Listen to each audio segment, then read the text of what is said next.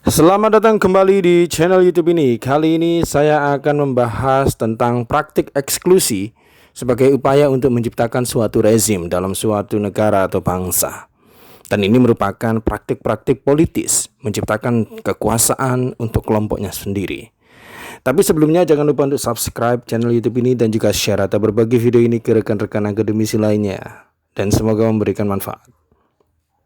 Langsung saja, sebelum kita membahas mengenai praktik eksklusi, kita harus paham dulu apa itu nasionalisme.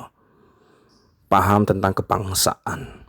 Dan biasanya ini sering muncul ketika kita melakukan tes PNS lah, beasiswa LPDP lah, atau bahkan seleksi masuk perguruan tinggi. Jadi ada semacam hal-hal yang berkaitan dengan wawasan kebangsaan yang memang perlu diujikan. Saya tidak menolak wawasan kebangsaan karena itu cukup penting, karena kita adalah sebuah bangsa. Kita adalah bagian dari bangsa. Masalahnya, pertanyaan-pertanyaan yang ada di dalam tes wawasan kebangsaan itu juga sering menjadi indikator bahwa orang itu nasionalis atau tidak. Masalahnya, tes yang diujikan kadang tidak merepresentasikan apakah itu nasionalis atau tidak. Mengapa demikian? Karena konsep nasionalisme sendiri itu adalah sesuatu yang abstrak. Kita tidak bisa mengkategorikan seseorang, misalnya dia harus bisa tari daerahnya untuk menunjukkan bahwa dia nasionalis. Kalau tidak bisa, dia tidak nasionalis. Kita tidak bisa mengklaim bahwa orang itu tidak hafal lagu daerah, kemudian kita mengklaim bahwa dia tidak nasionalis. Bisa saja dia itu menciptakan sesuatu yang sangat berguna bagi bangsa, namun dia tidak bisa menghafal lagu daerah. Bagaimana konsep nasionalisme ini? Ini sangat abstrak, dan inilah yang perlu kita luruskan di sini. Jadi, kalau kita berbicara mengenai nasionalisme itu bukan milik individu ya, bukan milik seseorang, bukan milik kelompok, apalagi partai. Bahkan jika kita boleh secara ekstrem mendefinisikannya, nasionalisme itu juga bukan milik negara. Negara itu adalah state, sementara nasionalisme itu milik bangsa. Bangsa itu adalah substansi dasar dari menciptakan suatu negara. Negara itu sifatnya politis. Negara itu sifatnya itu adalah tataan. Sifatnya adalah struktur, metode. Sementara bangsa itu adalah substansinya, bahannya. Bayangkan sebuah negara tanpa ada bangsa. Jadi nasionalisme itu adalah semangat yang tumbuh di dalam diri rakyat, di dalam diri bangsa secara internal. Dan itu tumbuh sebagai suatu ungkapan tanggung jawab kolektif sebagai suatu bangsa. Jadi untuk mengukur nasionalisme pada akhirnya adalah mengukur kesetiaan, bukan terhadap bangsa tetapi pada rezim yang sedang berkuasa. Jadi bagaimana Anda bisa mengukur kesetiaan suatu bangsa sementara dia selalu memberikan segalanya untuk negara ini, pajak misalnya, tenaga, waktu, kecintaannya. Ukurannya bukan seberapa banyak dia menghafal lagu daerah. Ukurannya bukan seberapa banyak dia menghafalkan undang-undang. Ukurannya bukan seberapa lancar atau seberapa merdu dia melafalkan lagu nasionalisme. Jadi konsep nasionalisme ini sebenarnya sangat abstrak. Sehingga ketika itu dijadikan tes suatu standar, maka yang terjadi adalah bagaimana suatu rezim atau pemerintahan itu menjadikan tes nasionalisme ini, tes kewawasan kebangsaan ini untuk mengeksklusi atau membuang orang-orang yang bisa mengancam rezimnya. Jadi logikanya sama kayak gini ya. Ketika kita misalnya Anda daftar beasiswa LPDP sebut saja, nasionalisme juga dipakai sebagai kriteria untuk seleksi di sana.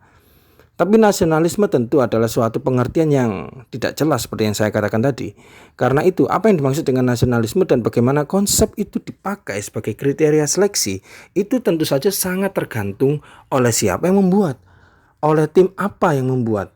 Jadi tergantung anggota tim seleksi untuk menyamakan persepsi bahwa nasionalisme harus seperti ini.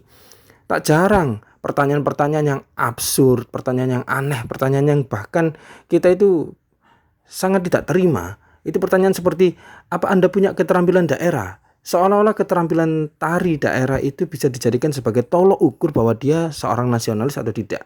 Sikap kritis terhadap isu HAM di Papua, jelas kamu tidak akan mendapatkan beasiswa LPDP. Apalagi kalau kamu membahas tentang LGBT yang tentu sangat bertolak belakang dengan mayoritas pemikiran masyarakat di negara ini, tentu Anda akan ditolak beasiswa. Jadi ketika Anda mempunyai sikap kritis, mempunyai sesuatu yang ya katakanlah bertentangan dengan apa yang disampaikan oleh pemerintah, maka Anda tidak akan bisa mendapatkan beasiswa. Itulah kategori wawasan kebangsaan atau wawasan nasionalisme yang distandarkan kepada kita. Sehingga nasionalisme definisinya bagi pemerintah itu bukan lagi sesuatu yang abstrak, tapi sesuatu yang tergantung dari tim seleksi itu sendiri. Jadi saya memahami banyak anak muda yang memiliki potensi, namun pada akhirnya mereka tidak bisa mengeluarkan atau memaksimalkan potensinya hanya karena tak lolos seleksi masuk perguruan tinggi lah, hanya karena mereka tidak bisa dapat beasiswa LPDP lah, atau mereka tidak bisa menjadi pegawai negeri karena tidak lulus tes wawasan kebangsaan, meskipun dia memiliki skill atau kemampuan, memiliki wawasan yang cukup penting pada bagian atau pada posisi itu. Tapi karena dia tidak lulus tes wawasan kebangsaan, maka dia dianggap tidak nasionalis, maka tidak pantas menjadi pegawai negara. Logikanya kayak gitu. Jadi jangan heran sikap atau pemikiran kritis kita itu dimatikan atau dilumpuhkan, diimpotenkan sedari awal. Mengapa sikap kritis itu dianggap sebagai suatu ancaman? Karena ketika orang kritis, orang mempertanyakan. Ketika orang mempertanyakan, maka itu akan menjadi suatu ancaman. Itu adalah potensi ancaman bagi siapa? Bagi orang yang menciptakan kekuasaan. Karena pada dasarnya, kekuasaan itu akan cenderung korup. Dan untuk mempertahankan korupnya, maka akan menciptakan semacam disiplin, aturan, atau segala hal untuk mempertegas kekuasaannya. Tentu saja dengan cara menyingkirkan orang-orang yang kritis. Logikanya sama kayak gitu. Jika generasi atau anak-anak muda yang memiliki potensi dia tidak lolos seleksi apapun lah, karena dianggap tidak cukup nasionalis, bisa kita bayangkan dampaknya, konsekuensinya, model seleksi semacam ini terhadap masa depan bangsa ini. Hanya karena mereka dianggap tidak masuk dalam kategori kritis, maka mereka tidak lolos seleksi. Dan mereka dianggap tidak nasionalis karena mereka terlalu kritis mungkin. Karena mereka dianggap tidak menurut. Pertanyaannya, menurut pada siapa? Menurut pada negara ini. Negara ini tidak bisa bicara. Negara ini adalah state. Negara adalah suatu benda. Anggap saja suatu benda ya, suatu konsep. Sementara pelakunya itu adalah suatu rezim. Dan tentu saja, apa kita harus menuruti suatu rezim? Dan tentu saja ketika kita menuruti, semuanya menuruti keinginan rezim, maka rezim itu memiliki potensi untuk menjadi otoriter. Logikanya sama kayak gitu. Kita tarik ke belakang ya secara historis ya. Ketika Orde Baru, bentuk lain tes wawasan kebangsaan adalah litsus, screening. Intinya adalah sarana yang dipakai penguasa untuk mengeksklusi atau mengeluarkan siapa saja yang dianggap kiri, yang dianggap radikal, yang dianggap menentang pemerintah. Jadi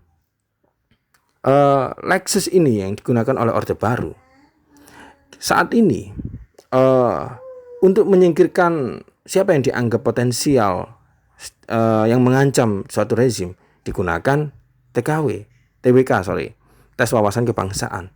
Tes wawasan kebangsaan dijadikan sebagai alat untuk menyingkirkan, mengeksklusi siapa saja yang dianggap memiliki potensi untuk menjadi musuh dari suatu rezim. Jika dulu yang kiri itu sekarang dianggap potensial adalah radikalisme, agama, dan sejenisnya. Ini adalah gejala otoritarianisme kalau nggak salah ya, yang tak boleh dibiarkan. Jadi fungsi dari kritik itu adalah mengontrol suatu rezim. Kaum intelektual, ya bisa akademisi, rohaniawan, wartawan, seniman, atau semuanya lah bahkan, itu perlu berbicara bukan karena anti terhadap rezim yang sedang berkuasa, tapi justru untuk menjaga agar kesalahan Orba tidak terulang. Yang dimaksud kesalahan Orba itu seperti apa sih? Ketika ada orang atau kelompok yang mengkritisi kebijakan pemerintah, mereka dihilangkan. Mereka dianggap musuh negara, padahal mereka mengkritiki kebijakan dari suatu pemerintahan. Pemerintah itu harus terbuka terhadap suatu kebijakan agar terjadi apa? Agar terjadi demokrasi, keterbukaan, transparansi.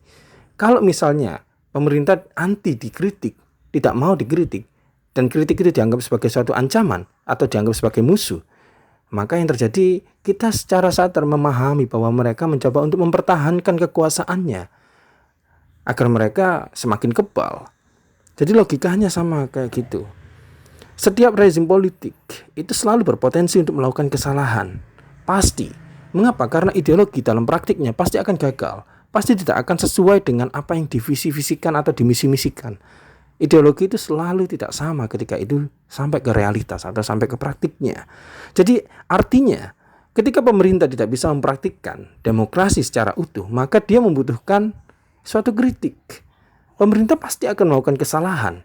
Ya, sebut saja kebijakan yang paradoks misalnya. Kebijakan yang ya boleh mudik tapi gak boleh mudik tapi harus ke tempat wisata. Atau sekolah ditutup tapi kita boleh ke mall. Kita nggak boleh ngadakan acara kegiatan agama di masjid, tapi di pasar uyil-uyilan, berkerumun, nggak apa-apa. Jadi kebijakan-kebijakan yang paradoks ini yang menciptakan ketidakpercayaan masyarakat. Makanya jangan kaget ketika ada berita tentang COVID, komentar dari rakyat itu selalu komentar-komentar yang negatif. Itu terjadi karena apa? Karena rakyat merasa bahwa pemerintah tidak transparan atau pemerintah tidak memiliki kompetensi yang cukup untuk menyelesaikan masalah. Jadi pada dasarnya kritik adalah alat kontrol agar kesalahan dari pemberi kebijakan itu bisa diperbaiki. Kaum intelektual itu memiliki tanggung jawab moral untuk menyuarakan kebenaran yang diketahui. Karena apa? Karena mereka belajar sesuatu, karena mereka menyerap sesuatu, karena mereka mendapatkan porsi yang lebih banyak untuk mengetahui seluk-beluk kesalahan itu dan dijadikan sebagai suatu alat kritis. Masalahnya, kaum intelektual itu untuk menjadi intelektual yang lebih baik dengan kuliah di luar negeri lah, dengan masuk di perguruan tinggi dan lain sebagainya, mereka dibatasi. Jadi intelektual sekarang itu justru intelektual yang impoten, intelektual yang tidak bisa menyuarakan suara kritis. Karena apa? Karena mereka mungkin tergoda iming-iming suatu posisi lah, iming-iming suatu status, iming-iming suatu gaji yang besar dan lain sebagainya. Sehingga bukan hal yang mengejutkan jika intelektual sekarang itu intelektual yang hanya mengejar achievement, penghargaan, kuasa simbol yang ditawarkan atau diiming-iming oleh suatu rezim. Sangat jarang intelektual yang kritis. Kalaupun ada intelektual yang kritis, maka karirnya bisa saja dihambat. Ya, kita semua tahu kalau misalnya kita anggap kasus di KPK misalnya, orang-orang yang tidak diterima karena gagal tes wawasan kebangsaan itu adalah orang-orang yang memiliki kecenderungan mengancam orang-orang tertentu di dalam suatu pemerintahan, sehingga mereka secara tidak langsung dieksklusi, disingkirkan. Dulu Orba itu jadi besar karena orang menutup mata terhadap kesalahan Soeharto. Dan apa yang terjadi? Setelah mesin melaju kencang, sulit dihentikan, dan bahkan nggak bisa berhenti. Di belakang setiap rezim itu pasti ada kekuatan yang ingin meraih, melegitimasi dan mempertahankan posisinya dengan cara apa saja dan tentu saja dengan biaya berapa saja. Jadi lucunya ketika rakyat itu membiayai negara dengan pajak dan tenaganya dan juga kesetiaannya, tapi justru orang yang memiliki hak untuk menjalankan tata negara itu justru ingin mempertahankan kekuasaannya. Mereka mencoba untuk mewakili segala keinginan rakyat. Rakyat ingin kaya, mereka yang kaya. Rakyat ingin bahagia, mereka yang bahagia. Rakyat ingin memiliki rumah yang besar, mereka yang memiliki rumah yang besar. Rakyat tidak ingin miskin, dan mereka memiskinkan kita. Dan itu adalah cara. Dan jangan kaget kalau anggaran untuk pembiayaan untuk menggaji orang-orang di pemerintahan itu besar-besar semua. Dan rakyatnya yang membayar pajak itu yang kecil-kecil. Jadi ini adalah suatu praktik politik. Jadi sekali lagi ya, kritik adalah cara untuk mengontrol. Rezim yang anti kritik adalah rezim yang memang mencoba untuk menjadi otoriter. Mungkin ya anti kritik mereka akan menolak. Jika mereka anti kritik mereka sangat terbuka. Tapi bayangkan ada suatu pernyataan dari orang pemerintah, bahkan orang yang cukup tinggi posisinya, mengatakan bahwa mereka memang menggunakan apa istilahnya ya, orang-orang tertentu yang di dunia media sosial untuk menyerang balik orang yang mengkritik. Itu kan secara tidak langsung itu adalah cara untuk menjelaskan bahwa mereka anti kritik. Mengapa mereka menggunakan oknum-oknum tertentu untuk memperkebal diri dan menyerang balik orang yang mengkritiki pemerintah? Ini yang menjadi konyol. Kita semua memiliki akal sehat ya, dan akal sehat kita itu masih terjaga. Saya percaya bahwa kaum intelektual masih mampu mengemban tanggung jawab. Dan saya juga percaya bahwa rezim politik kita itu sangat mau mendengarkan suara rakyat kita. Mungkin dengan cara yang berbeda. Jadi pada dasarnya, tes wawasan nasionalisme atau wawasan kebangsaan itu adalah cara untuk mengeksklusi jika itu tidak dijalankan dengan benar. Mengapa orang-orang seperti orang-orang yang kritis ya, itu malah dieksklusi, malah tidak lolos. Tes PNS misalnya, yang dibutuhkan adalah posisi di suatu skill tertentu. Tapi dia memiliki skill itu, tapi tidak memiliki wawasan yang cukup untuk tes nasional, maka dia tidak diterima. Jadi ada banyak kategori kalau kita menjelaskan nasionalisme. Dan bagaimana kita menjadikan itu sebagai suatu tes. Kita harus menjadi lebih fleksibel dan lebih kontekstual. Kita tidak bisa terlalu kaku untuk menjabarkan bahwa nasionalisme itu adalah X, nasionalisme adalah Y. Dan ketika kita mendefinisikan itu, kemudian orang tidak bisa memiliki definisi yang lain terhadap nasionalisme. Dan itu yang akan menjadi masalah. Jadi ingat sekali lagi, orang yang tidak bisa tari daerah bukan berarti dia tidak nasionalis. Petani di desa tidak hafal misalnya undang-undang atau Pancasila bahkan, bukan berarti mereka tidak nasionalis. Karena pada dasarnya nasionalis itu adalah rasa yang dipraktikkan, bukan pengetahuan yang diemban dan dipamerkan saja. Sama kayak cinta. Percuma Anda itu hafal, ngomong, atau paham apapun tentang cinta, tapi praktiknya Anda nggak bisa membuat orang bahagia. Mending orang yang nggak ngomong cinta, nggak terlalu banyak ngomongin tentang cinta, tapi dia langsung menikahi dengan kesetiaan.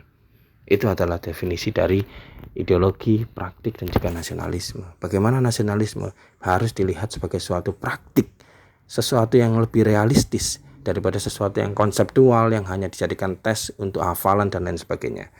Oke, itu saja yang bisa saya katakan kali ini dan thanks for watching.